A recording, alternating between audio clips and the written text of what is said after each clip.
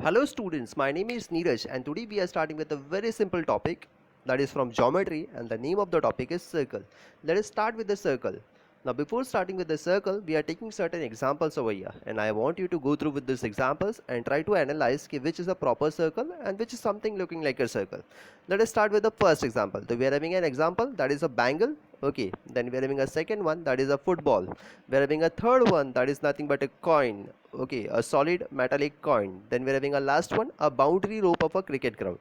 Come on, think and tell me. A bangle, is it is looking like a proper circle? You have seen circle lot of time. Yes, a bangle is a proper example of a circle. Moving further, then we are having a football. A football is not a proper example. Reason for that, it is a 3D figure and this is something called sphere. So it is circular in shape we can say, but it is not a circle. Then we are having a third example that is a coin.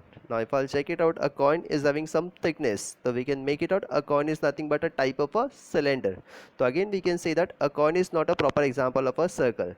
Let us move on to the last one. We are having a boundary rope of a cricket ground. Again, that is a perfect example we can say. That is something called a circle. Now here we have seen many examples that we come across in our day-to-day life. Let us move further and let us understand geometrical figure circle and how geometrically a circle looks like. We have drawn a figure here in front of you. We are having a circle and we are having a point in the middle and that is something called center of a circle. So we name it with the help of a capital letter. So we're having a capital letter O here, so we can make it out. This is nothing but a circle with center O. Okay, let us understand the definition of a circle.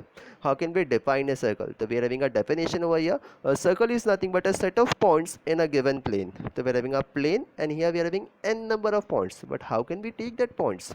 We can take points anywhere. We can take here, we can take here, but we cannot take any here, any like here and there. So we are considering we are having a pattern over here. Okay, so let us understand how we are having this particular points arranged in circle. So we can check it out. Here we are having n number of points on the circle, and if I consider a point over here, we are considering a point A.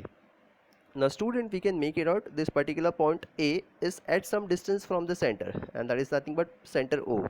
Now if I'll check it out with the help of a scale, this distance is nothing but 4 centimeter. Okay, let us take some more points and let's check it out the same thing. Now again if I'll check the distance from point O to B, we are having again 4 centimeter. Then we are having point C. Again if I'll check the distance, we are having 4 centimeter.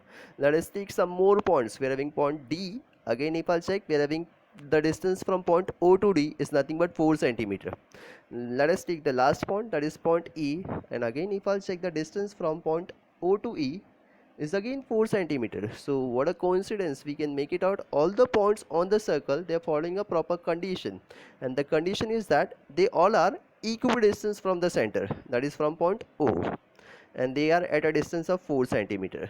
So whenever we have the points arranged in such a way, the figure so formed is called a circle. So we can make it out. The definition of a circle has to be, a circle is a set of points in a given plane which are at a constant distance, a very important word, which are at a constant distance from a fixed point, and this fixed point is nothing but the center of a circle. So we can make it out. The number A, B, C, D, and E, and they are at a constant distance, that is 4 centimeter from the center, that is point O, and the figure so formed is called a circle. Okay, I hope we have got what is the meaning of circle and how can we define a circle. Let us move further. This particular fixed distance is also called something, and this is nothing but called radius of a circle. So we can make it out from point O, the distance from point O to A. This particular fixed distance is called radius of a circle. Now students, there might be a question in your mind or in your examination, that is how many radius we can draw in a circle.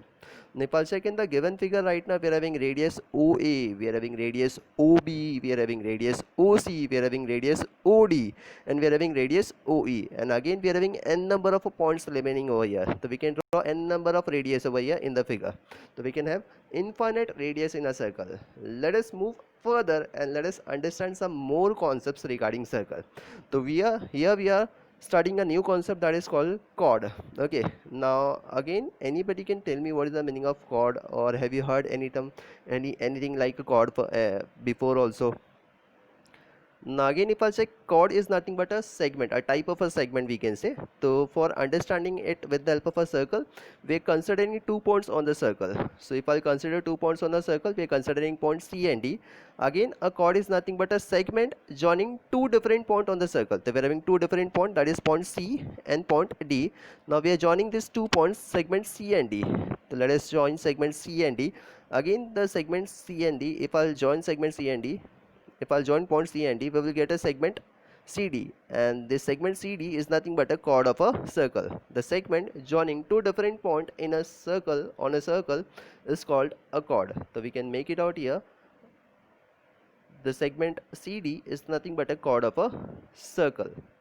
So just think and tell me how many chord we can draw in a circle. Again, definitely we can take n number of two different points. We can consider point P here, like we can consider point P here, we can draw point Q here, we can join them, we will get PQ as a chord.